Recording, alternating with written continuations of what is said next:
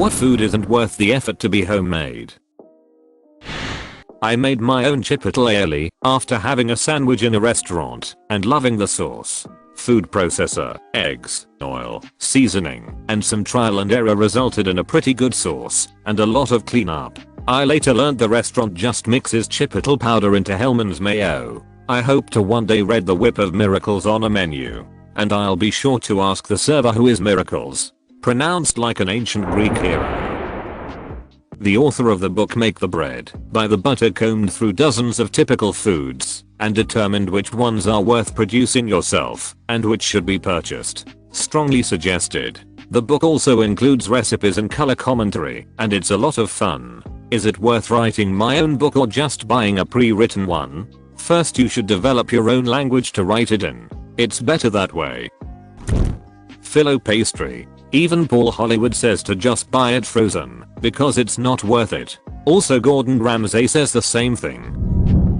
I've made homemade ramen fully from scratch. Noodles, the broth, the chassis, whole 9 frickin' yards. Literally once in my life. Once. Never doing that crap again. Why does ramen cost $15 plus? Oh right, because it takes freaking days to make properly lol. I will also never make it again. The interesting thing is that it's super cheap in Japan. If you make 2 servings then you'll spend several hours preparing all the different ingredients, even when the stocks are already ready. If you made those ingredients in, say, 20 times the amount, you'd spend almost the same amount of time. This makes ramen very easy and cheap to make in large quantities. Many ramen shops in Japan have pots of stock that simply never stop boiling, and they constantly have all the ingredients ready so that they can serve you a fresh bowl in 5 minutes. The reason why it costs $15 plus in the USA and Europe is mainly because it's served as something exclusive.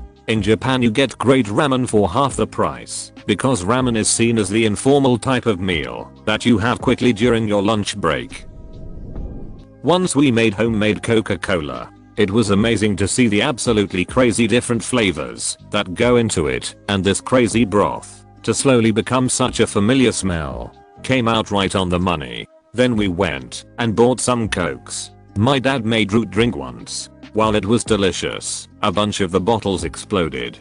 Fortunately the full bottles were stored in the garage so at least the kitchen remained unscathed. Happens with a lot of those beverages. My grandma used to make sambucas lemonade and would give a few bottles to my mom too. One day my mom came back from a trip and found the bottle storage area covered in very small glass pieces and one of the bottles was gone. All that was left was the bit of the bottle and the top with the cork still in. Rest of the bottle basically got pulverized.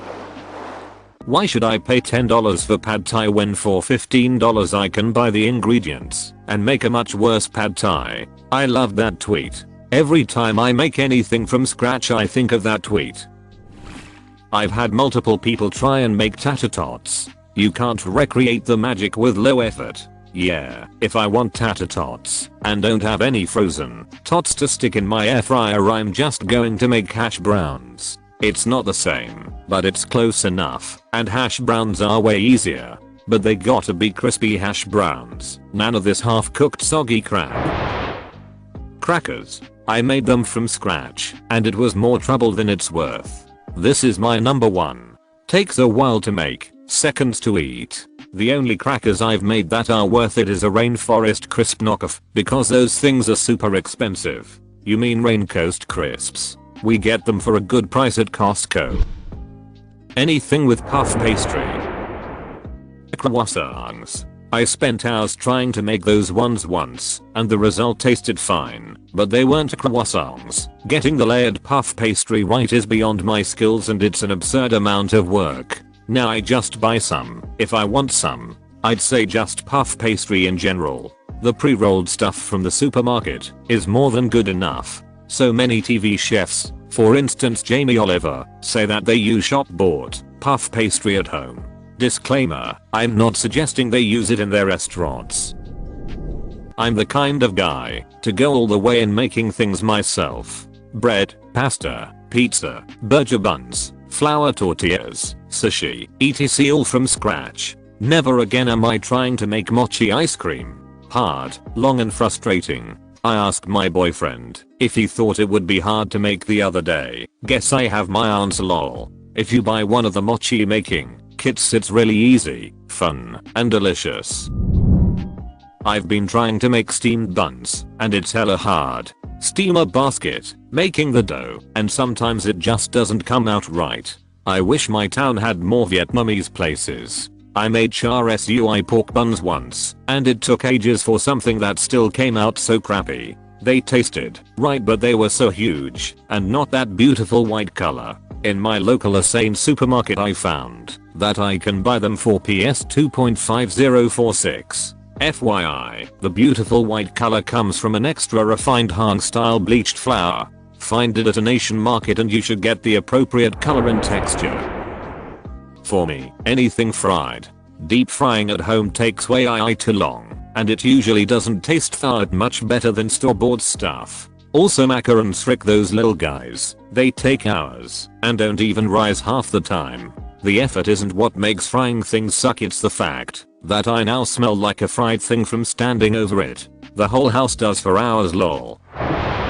Tamales. As a Texan, tamales are life, but I never knew why they were so damned expensive. Then I tried to make them. The recipe and ingredients are easy, but assembling the damn things takes 4 arms and 92 fingers. I will happily hand my money to some nice abula for them, so I never have to lose my mind with sticky masa ever again. One time my South Asian dad came home from the store the day before Christmas with a giant bag of corn husks and asked my mom, "Is it hard to make tamales?" My mom nearly lost it. But the day after Christmas our whole family got up at 7 AM to make tamales together.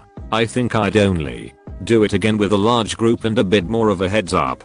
My friend said that his grandma would host a party with all her grandchildren and have them help her assemble lol. He said it was fun and wonderful memories. A lot of pasta stuff. I'm thinking specifically of piragis. Homemade tastes better for sure, but maybe like 25% 50% better than store-bought. However, instead of being a meal that takes 15 minutes, it becomes an all-day affair with hours and hours of work. 50% better taste for 1200% more effort isn't a good homemade improvement ratio imo. My family makes piragis as a big family tradition. Everybody pitches in and makes them in like 30 minutes. I couldn't imagine doing it alone or with only a couple people. I've never seen piragis made, but I've made dumplings, and it's always something you do standing around a table with a big group of people. Half of the fun is ribbing each other about how terrible you are at making dumplings, or people from different areas asserting that their style of dumpling is better. Then when you cook them, everybody has to sample one of everybody else's dumplings and compare them. It's really a group experience. Sushi 100%. I can't tell if I'm just bad at making it, but it will never be as good as sushi from a restaurant. I never get to humble brag, but my girlfriend actually makes a killer sushi. Unfortunately we haven't found a good place for the properly graded raw salmon, so it's mostly veggie rolls or imitation crab, or whatever else we can find, but she makes it very similar to restaurant style. It's much cheaper, but it's a whole ordeal. I'd still prefer to go out and get some, especially when it's all you can eat. Wait till you see the price of sushi grade tuna/salmon. Will immediately make you understand the reason the sushi restaurant's prices are sky high. Macarons. Update: damn, didn't realize macarons were so polarizing. This is the most responses I've ever received for a comment. Mayo, and then you watch a freaking 12-year-old on YouTube effortless make perfect ones, and it's just like alright I'll pay the $3 per macaron in store. Baby sister took a macaron class at a Michelin star restaurant. You bet I put that 12-yo in the kitchen to make some. By now she's old enough to tell me to go buy them. Sigh. Cheese. You ever tried to make decent tasting cheese? Fresh ricotta is the only type of cheese that I can think of that takes little to no effort to make and comes out amazing. Even easier is queso fresco. Whip that up in 5 minutes. Literally easier than going to the store and trying to open the stupid package and store it properly. Anything with odd ingredients you don't use regularly. Buying ingredients for something that you may eat once in a blue moon is rarely worth it. Just get it at a restaurant. That's at least partially why I don't cook a lot. I'm a single guy with no roommates, so if I buy almost any kind of ingredients that won't last a while, I end up tossing out most of them. So I usually eat fairly basic stuff, but I'm fine with that. I don't starve, and I'm not a foodie, so whatever. It feels like a chore cooking for 1-2 people, unless you make it in bulk and use it for lunch/dinner for multiple days. Like, I'd just rather eat a lot of sandwiches or eggs if I'm gonna make food every day. Century eggs. Who has that kind of time? My grandma's almost there. She's 96. Good thing she had the foresight to begin when she was born. I consider myself an advanced level home cook. I don't pretend to be a chef, but I have been cooking my whole life. I have several. Puff pastry. Ketchup. You can never improve on beans. Biscuits. I've tried and tried. Even my best biscuits were as good as the Pillsbury kind. Why go through all of that work? Unless I'm cooking for a huge crowd, then it's worth it. Wine. I'm a home brewer. I can make fantastic drink. But wine. Can I make it better than a decent $10 bottle from the store? I've tried, and the answer is no. Homemade buttermilk biscuits are far better than any store-bought biscuits, and I'll put the effort in every time. Plus, homemade biscuits are better the next day than store-bought. Now, you're onto something there, friend. When you work 80 hours a week, there's not enough time. How is working 80 hours even legal? I have 2 different jobs. Sourdough bread, at least for me. I don't want to have to maintain a sourdough starter for something I will not make that often. Let the bread gurus have their thing. I'm content with my quick breads. My husband has become a sourdough person and makes honestly just as good as the bakery sourdough. However, it takes a few hours a weekend to make it all, and it's quite the ordeal. I would rather buy from bakery, but it makes him happy. Hash brown patties. Who the frick has the time to grate and take the moisture out of a crap ton of potatoes when you can buy a pack of 24 at the store for like $5? Not an answer, but I generally try to order stuff in restaurants that I know I wouldn't want to make at home. Me too. It is so beyond hard for me to order most pasta dishes at a restaurant. Pasta is just so damn cheap and easy to make at home. I'll let the restaurant do the things I don't want to mess up. Cook me a perfect steak or roll me that delicious sushi. I'll make pasta at home. See, I love steak, so I still order it in restaurants, but it's the epitome for me of something that's so easy to make better and cheaper at home. Steak is the easiest thing in the world to cook. The real answer is any cuisine you don't make a lot or often. If you make Italian regularly, you'll have a lot of stuff to make most of it, but suddenly switching to another culinary tradition that requires you to buy everything can make it expensive, and then you have a bunch of stuff you don't use regularly. Some of it lasts, some of it doesn't. Also a huge amount of things. If you're just feeding yourself, everything is made for families, so sometimes even basic stuff produces a lot of waste because you don't want to eat the same thing for 4 meals because you could only buy the stuff in those quantities. Takeout is often strictly portioned for 1 person, makes it very tempting. This is how I feel about Asian food.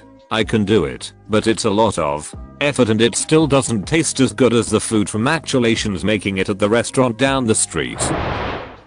Donuts. My grocery store has them for $0.69 each, and they taste just as good as any donut shop.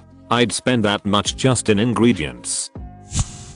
Pad Thai. It's never as good as a restaurant. I feel I make pretty good pad thai. You just gotta get the right ingredients. Drop that recipe. Authentic pho. It calls for all kinds of spices your typical home kitchen doesn't have. Star anise, whole cardamom, requires slow simmered broth, plus things like tripe and tendon that are hard to find. Add to that the fact that it's highly perishable, doesn't freeze well at all. It's just a lot of work to serve 1 person. I'll occasionally make a streamlined version with packaged bone broth, shaved beef, rice noodles and some spices, but it's nowhere near authentic. I personally keep those ingredients in stock at all times for various dishes every week, but I agree it definitely is not worth it if you're buying it for a one-time use. A bag of each of those spices at my local Asian store is already $2 for each. Then add in the expensive cost of beef these days and the garnishes that go bad quickly. A bowl of pho is only $10.15 depending on the area. My Vietnamese mom just uses a pre-packaged pho flavoring powder. You can find it at an Asian store or Amazon. She cooks Viet food every day, but not ones that use those ingredients. So she also sees it as a waste of money to make from scratch despite growing up in Vietnam. Lol, I also have star anise and cardamom in my pantry. I have 2 drawers just with ethnic spices. For me it's pizza. I just can't seem to get it right despite working at a pizza joint in college. Are you getting stuck on the dough or the toppings? Pizza isn't hard but fussy.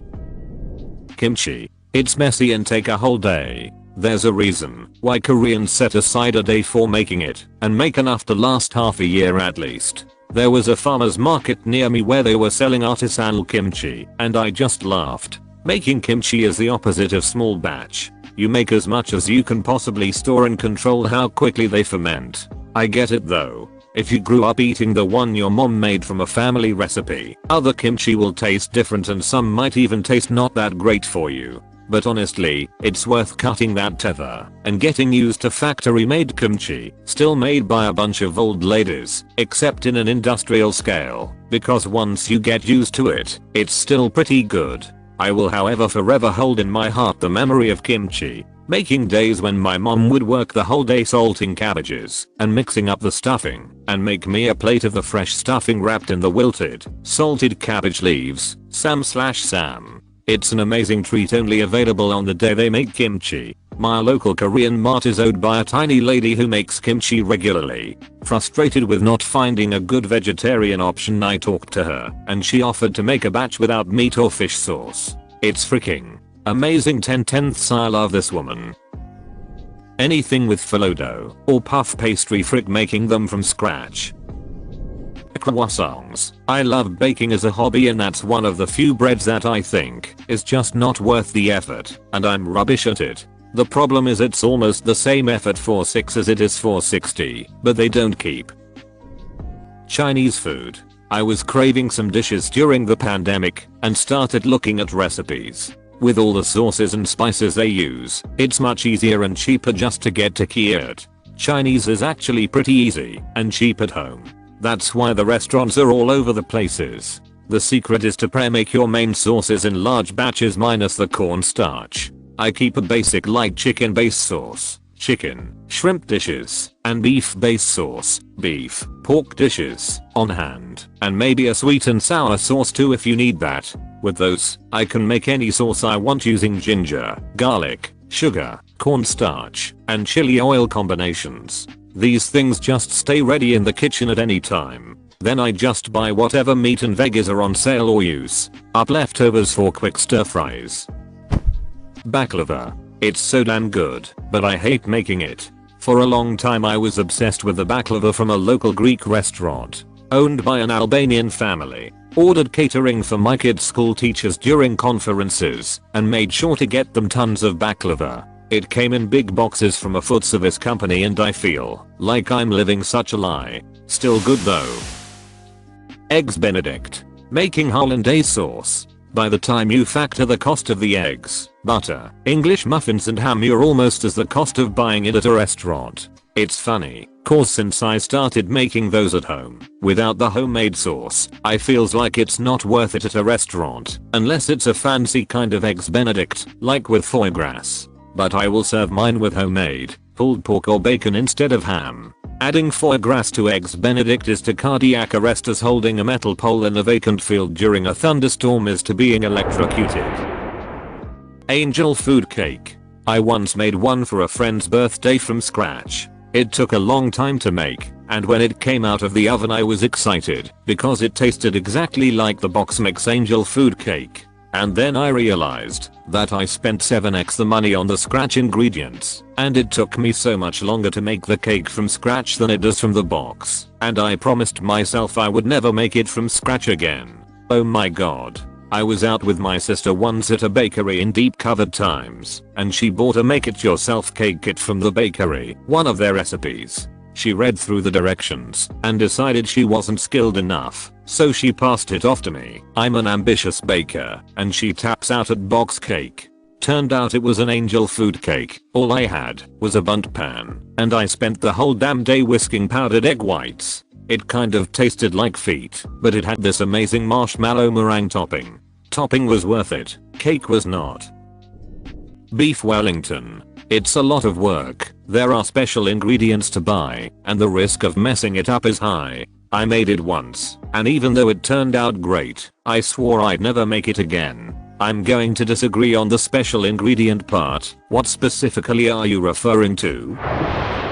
Depending on how far you want to go in the homemade, basically any cut piece of meat. I knew a lot of hunters, but most of them didn't cut their prey before cooking it. They mostly gives them to the butcher, who would then give them a part of their meat back and sell the rest. But I like this is due to the fact that most of my hunter friends hunted more than what they could eat. My husband has drained and skinned them. He used to work as a butcher, so he cuts them up, but a couple of times he's taken his to someone else to do the work. It's a lot of work. No wonder our ancestors weren't as fat as we are, lol. I thought I was still in the above thread about croissants, and that first line terrified and confused me. Sushi. It's my favorite food, but I'm buying it. I love sushi, but after a few attempts I've learned that I hate making it. Getting the rice, fish ratio just right and cutting each piece nicely is annoyingly difficult. My compromise on this is making a rice bowl topped with fish and avocado. Donigiri. It's basically the same thing as sushi, just without the chef spending hours rolling seaweed. Got tuna? Make tekkadon. Any Chinese multi-course dinner darn near impossible to serve, except in consecutive dishes. Not Chinese but Vietnamese. I used to make 6 courses dinner for 4 back in high school, the daily version of 6 courses, if rice counted as one. There is always a stew, which is mostly idle time, while you prep stir fry and cold dish. Cold dishes will be finished first, just waiting for final decoration at the end. Soup will be started middle of the cooking time, putting on low. Deep fry or pan fried next. Then vegetable stir fry. So, rice, stew, deep or pan fry, stir fry or steam vegetable, cold salad or cold meat. I finish my dinner earlier than my parents, so I will prep fruits for dessert while waiting for them. All it takes is an hour of well focus and wheel-timed tasks, definitely doable. Pho. Honestly, it's an enjoyable journey if you like to cook, but it can be an all-day process if you want to do it the traditional way. It starts with a stock pot and beef bones, and you slowly build the flavor into a few delicious bowls of flavorful goodness. I found that I could eliminate some time using a pressure cooker, but that also affects the quality of the broth over the long run. On balance, I'd much rather pay $8 and have a delicious bowl served up to me in a matter of minutes. Well, it's called pho because it takes forever equals. On a related note, kind of jealous that you can find a bowl for $8. It's now common for a large bowl to cost $11.12 here. There are a bunch of no cooking MFs in this thread. Lol. Seriously, some of these comments kill me. Chinese food. Fries? Overnight anything whole chickens. You basically set and forget half of this crap. Fries? Without a deep fryer this sounds like a huge mess. Whole chickens I get, just because hot rotisserie chicken is so inexpensive at grocery stores. Steamed hams. Never again. Almost got fired and burned the house down. Anything Joshua Weissman makes. You can make a cheeseburger then blows McDonald's out of the water. It'll only take $10,000 worth of professional grade kitchen gadgets and half a day of your time. When he was low-key, chill Joshua Weissman doing sourdough, I liked him. Manic Joshua Weissman made me unsubscribe from his channel. He went from cute and smart and funny to no, thank you. Honestly, I really liked his older videos, but his newer videos are almost like a completely different person. He's super obnoxious now. I don't like YouTubers that are like that. The super trendy, loud, obnoxious types that use the same 2 or 3 jokes over and over, and that's exactly what his channel's turned into. I made homemade General Tso's chicken. Chopped raw chicken, breaded it with egg, flour, and panko crumbs, and then fried it in oil. Made the sauce with chili peppers, sugar, soy sauce and other stuff on the stove. Was a ton of work when I cold gotten the same or better tasting Chinese tequila food without touching a ton of raw chicken for 20 minutes and figuring out what to do with a can of used cooking oil. Fried chicken, it's messy, dangerous and difficult. Not worth a kitchen covered in hot oil spatters either, and the smell that lingers. Fries. Homemade as of starting with a complete and dirty potato. Disagree with this one. Much cheaper and much tastier and easy to prepare in advance and just quickly fry what you need when you need it.